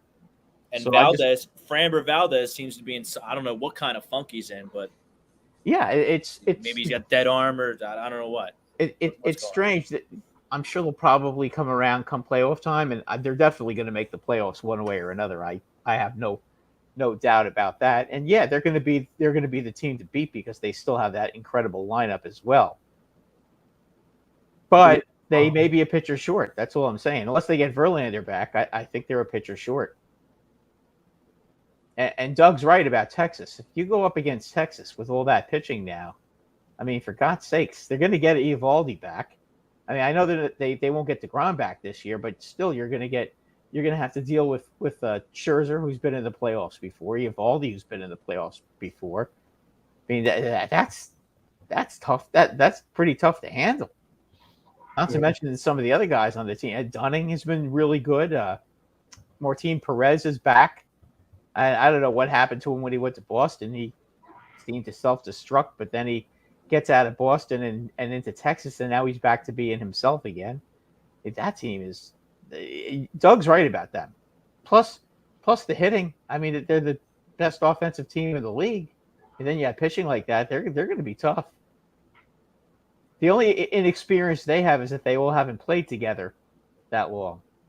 But, I mean, individually, one-on-one, it's as good a team as there is in the American League. You're not wrong about that, Doug. Sorry, I had to I keep forgetting, not forgetting, but I just wrote down the playoff. Like if the playoffs started today, oof. Like why do you need 6 teams in each league? Why? 7 actually. How? I don't know because it's ridiculous. Well, they need more money. Yeah, they need more money because the players are making a lot of money and they have to be able to pay them. So Rays, Blue Jays, Astros, Orioles, Rangers, Twins. In Atlanta, Braves, Reds, Dodgers, Giants, Brewers, Marlins. Oof. I'll tell you what, that National League list isn't going to draw many ratings. Yeah, that Brewer Marlins series isn't going to. You think a Tampa Bay Twins series is going to knock the socks off people?